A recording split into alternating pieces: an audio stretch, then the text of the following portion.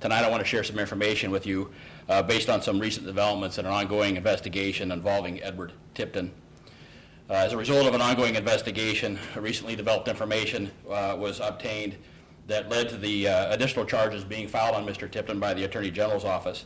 These charges are for ongoing criminal conduct, which is a Class B felony. Mr. Tipton turned himself into the Polk County Jail a short time ago, roughly between 3:30 and 3:45, and has since been bonded out of jail on a $25,000 bond. You will recall that back in September, Mr. Tipton was found guilty of tampering with lottery equipment and was subsequently convicted to 10 years in prison. After that conviction, information was developed that alleged that associates of Mr. Tipton have collected a jackpot in Colorado. This information was confirmed through investigation, which also revealed information that an associate of Mr. Tipton's also collected a jackpot in Wisconsin. This investigation, conducted by agents of the Iowa DCI in cooperation with lottery security officials, revealed that within the last several years, acquaintances and a family member of Eddie Tipton have purchased and collected winnings through manual play lottery tickets. In manual play games, the purchaser picks the numbers they wish to play. The winning numbers are then drawn through a mechanism by a random number generator, which is similar to the case that we had previously by the Hot Lotto investigation. These RNG computers were built at Muscle, Multi-State Lottery, by Muscle staff, which included Mr. Tipton, who was a former employee. These winning manual play tickets were purchased in Colorado and Wisconsin. Specifically, the Colorado ticket was purchased in the winnings for the Colorado lottery were drawn on November 23rd, 2005, and it was a $4.8 million jackpot. $568,990 were paid out, and this money was claimed by a friend of Eddie Tipton's brother, Tommy, at Tommy's request. The Wisconsin jackpot was collected on December 29th, 2007, and was a Mega Bucks Lotto drawing. I will point out that the copy of the affidavit that you have has the date for this particular winnings incorrectly typed on the affidavit. It is 2007. As such, $783,257 was paid out to Delta S Holdings, LLC, which is owned by Robert Rhodes.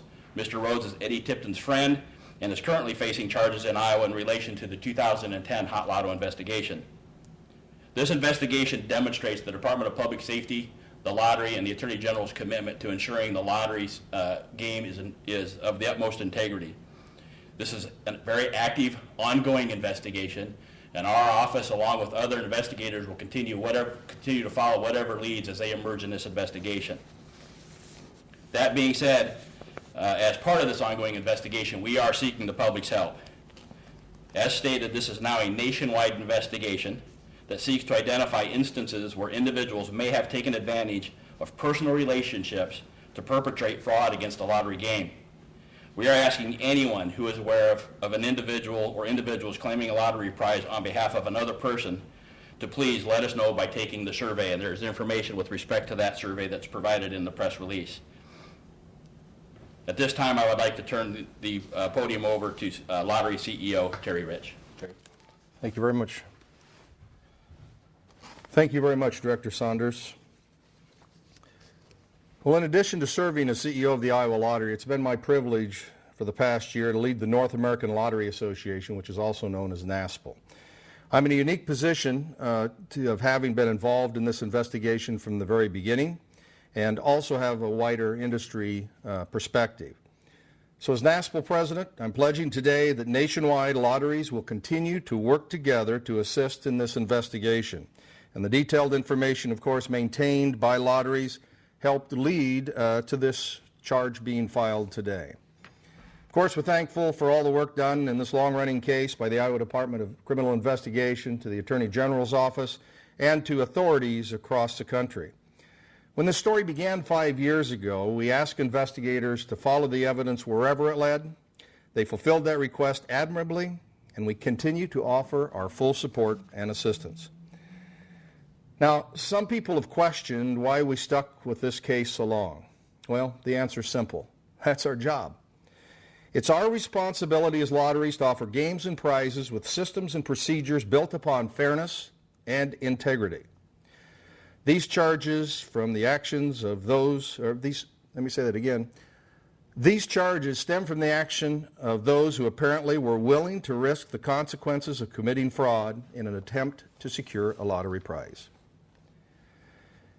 It's appalling to know that the person at the center of this case once worked at a vendor organization within the lottery industry. This is a breach of trust against lotteries, our players, our games, and the billions of dollars at stake for the worthy causes that lotteries benefit. This case is a stark reminder of the need for ongoing vigilance against fraud, not only in the lottery world, but in society as a whole. The facts we've learned through this investigation have already helped our industry introduce multiple additional layers of security. We will continue that work as part of our ongoing efforts to protect against the vulnerabilities identified. Let me end by saying, you can tell we're motivated even more today after working this case for almost 5 years to do whatever it takes to follow every lead wherever it leads. And we are committed to ensuring that lottery games are fair and offer everyone an equal chance to win. Thank you very much. Director, or Alex? We will now open up for questions. I'm going to unmute the phone line also. We ask that those that are on the phone line go ahead and keep your lines muted until you have a question. Once you ask your question, remute your lines, please. Did Robert Rhodes purchase the 2007 Wisconsin Megabucks ticket? I noticed that the criminal complaint says that he turned it in, but was he the original purchaser? Yeah, as I said earlier, this is a very active investigation, and a lot of the specific details are still being developed as we speak. So at this point in time, there's just certain pieces of information that we're not at liberty to divulge at this time. Director, during Mr. Tipton's trial, much of the evidence was circumstantial. What type of firm evidence do you have in this case? Again, at this point in time, it would be premature for us to discuss any specific details with respect to the evidence that we have with regard to this case. Since you're calling this nationwide and asking for the public's help, do you suspect that this goes well beyond these 3 instances? Well, at this point in time, we're still trying to research that possibility. You know, as Mr. Rich indicated, our responsibility is to do everything we can to maintain the integrity of the Iowa Lottery, and we'll continue to follow whatever leads come as a result of this investigation, and we'll involve whatever jurisdictions that need to be notified as part of that ongoing investigation. Are you actively following up any other tips anywhere in the United States right now on any other possible cases? Again, at this point, this is a very active investigation. We've got 2 investigators that have been working on this pretty much nonstop since the get-go, and we'll just continue to follow leads as they emerge. At this point in time, the information we have available today is with respect to the current charges against Mr. Tipton. Anything comparable to this that you've ever seen in just the course of maybe lottos in the past or anything like this, or is this completely brand new? This is an extremely intricate, very detailed investigation, very complicated, and it's very unique in and of itself, and is not similar to any other investigation that I've been familiar with in 30 years. The technology that's referenced here, is it a pretty similar technology that's used in lotteries around the country? In terms of the manual kind of numbers that can be. There are various ways that lotteries utilize to draw numbers. The 2 most popular are ball draws and random number generators. Does this alter at all what evidence authorities had against Mr. Tipton in his first trial? There was a lot about whether or not he inserted a rootkit on a certain day in November of 2010 ahead of the draw. Now it seems like maybe something happened before. Still confident in the rootkit theory? Well, again, I think the evidence in the previous trial speaks for itself.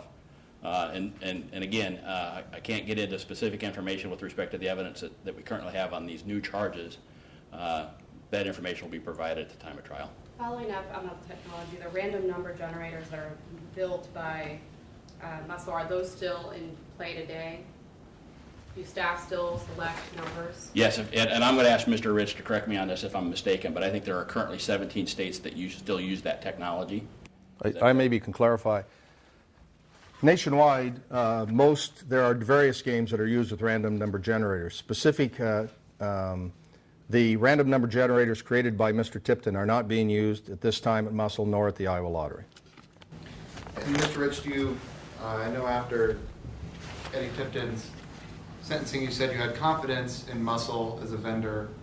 Does this change that at all? Well, at this point, the facts in the investigation do not indicate that we should not be confident in the draws that we currently have.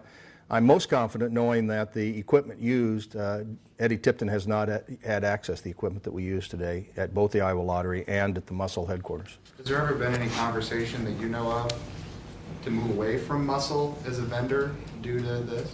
Well, as an ongoing investigation, I think we will evaluate it each time and we'll follow any lead, and at some point, if we see that that needs to be determined, as we said, that's our job. We're here to protect the public, and every time we talk about this case, which has been a mystery from day one, I mean, this is, you can't write this story, it seems like. I think about what would a lottery player want, and the lottery player would ask and demand that we as public officials do everything we can and follow every lead. So we're going to make sure that that continues nationwide to ensure the integrity and fairness of these games. What you know about Muscle, is there anything in place to vet individual winners that would turn up something like a brother working for a Muscle security employee? I can't speak on behalf of Muscle, but I can speak on behalf of the North American Lottery Association. Yes, we continue to communicate. Even in this instance, we're communicating with Colorado and Wisconsin. I mean, they're fresh into this, and we'll work closely with both their lottery and their investigators. But I think what will happen, and what I'm calling upon the industry to do, is become even more vigilant on our side to be able to investigate and to use the data, because we get billions of pieces of data every single day with the number of people that are playing and the contacts that we have. And we will continue to take that to the next level as we bring even more layers of security in the future. Okay, can I add to that real quick? I think it's really important to note at this point, too, that while this is still a very active, ongoing investigation, we have nothing at this point in time in our investigation that indicates that anybody else at Muscle is involved in this particular situation. So I just want to make sure that everybody's clear on that particular point at this time. But again, that investigation is still ongoing. When Colorado paid out the winnings on that 2005 draw, did they know Tommy Tipton's connection to the claim? That's a question for the Colorado Lottery officials. Okay. Just for clarification, Director, what you're essentially alleging then is that Mr. Tipton put a program into the random generator, having the numbers beforehand, and then his brother was able to access those numbers. I'll let the complaint and affidavit that you have in your possession speak to the information that's led up to these charges. I mean, it's kind of a big revelation that, you know, essentially there's a sense of loss of security in how lottery games are played. I mean, how do you ensure individuals who are investing in these kind of games every day that this isn't something that's actually been happening for a very long time, or that there's a different way that you ask the industry to be more diligent, or to be more aware, but what else is there to say aside from that? Because might not be enough for a player. And I'll turn it over to Terry here shortly, but just again, Iowa's security measures worked. No jackpot was paid out in Iowa. We have no information to indicate that a jackpot in Iowa was paid out. So the security measure that Terry Rich's staff has in place worked, and that they worked as they were intended to. So with that, I'll let Mr. Rich expand on that. I think that this goes beyond maybe a little bit about what you're talking about. I think it truly was a breach of trust, and all roads seem to lead to Eddie Tipton. This, as we're not talking about, as we talk about focus, it's the machines that Eddie Tipton had access to, not the games that most people in America are used to talking about. The Powerball, the Mega Millions, the scratch tickets are not the focus that we are looking at. We're looking at finding information and helping the investigators, providing information by using our huge database and security folks within our own organizations to find leads. Now that we know names, we know corporations and things that are provided, we can quickly turn those around and bring leads back to see and process anything else. If that helps. Timing between the draws here, 5 years or so, are we talking the same set of random number generating computers, or were they ever switched out, for instance, in between the 2005 jackpot and the 2010 jackpot? Yeah, again, those are specific details that we're prepared to discuss at this point in time. Is there anybody on the phone that has questions? To unmute, #6. Unmute is #6 in case you're on the phone. Unmute the master. Yes. Okay. I have a question if there's, I know that the second one, the second prize was claimed from a sort of a holdings LLC. Is that something that's really regular, or are payouts always, is it always usually an individual, and it's really common at this point for kind of holdings companies to? Each state, good question. Did you finish the question? I didn't mean to. Yeah.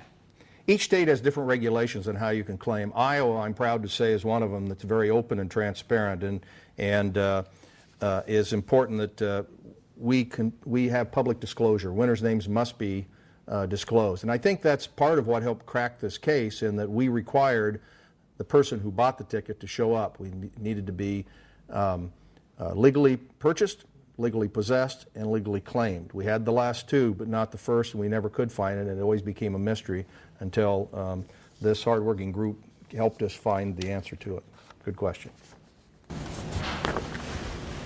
Terry, as head of this national group, and if 17 states have this technology, do you have any suspicion that anything happened after 2010? And is there any kind of an ongoing risk for players? I think it's as we talked about, it's an ongoing investigation.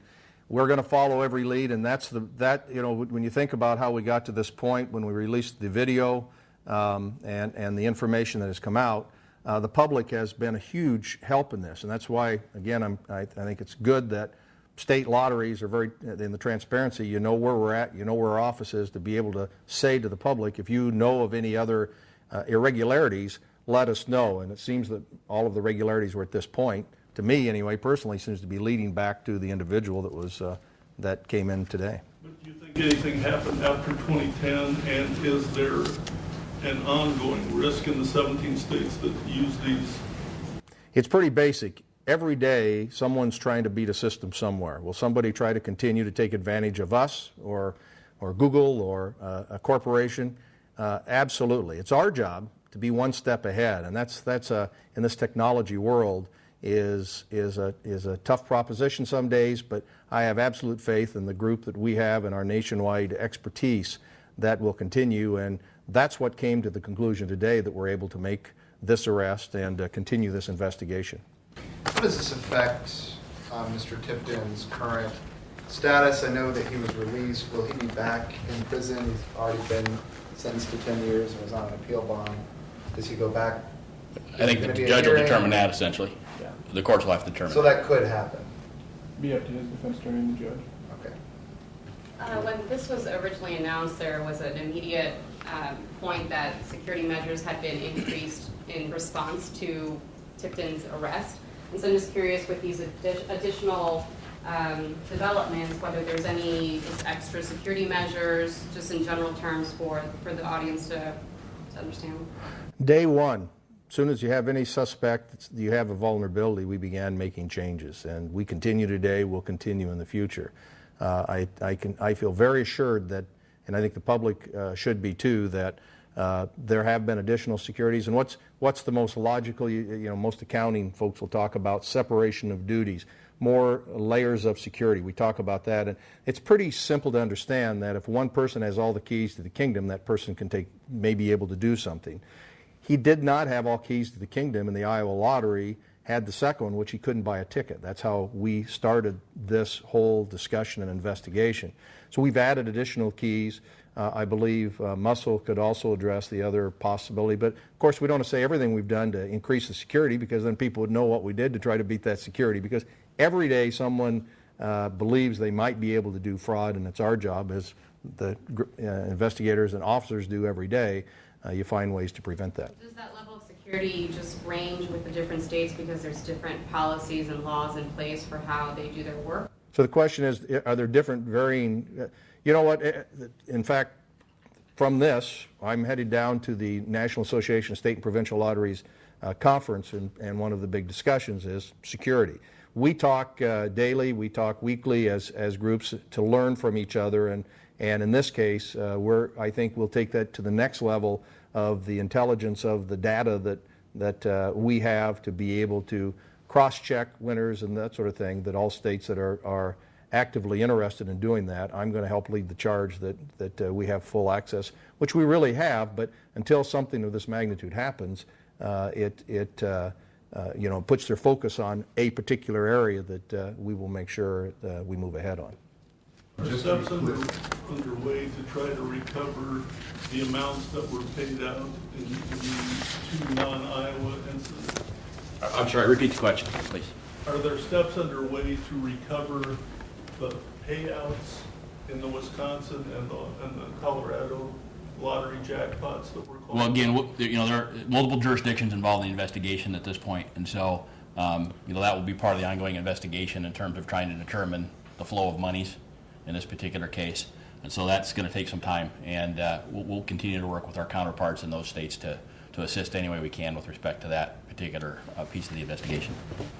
To clarify, what you're asking tonight from the American public is if they know of someone or a situation where someone came forward and claimed a prize on behalf of someone else, they're supposed to do what at that point? And is that what you're asking the American public tonight? Correct. What we're asking for is any individual who believes that they were taken advantage of and were asked to claim a lottery prize on behalf of somebody else. In other words, it wasn't a ticket that they purchased.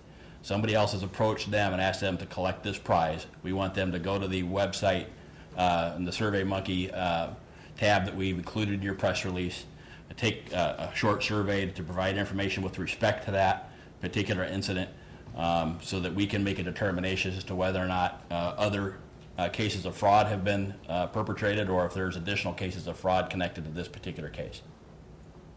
I apologize if I missed this. Is Tawny Tipton facing any charges at this point? At this point, there's been no charges filed on anybody other than Edward Tipton.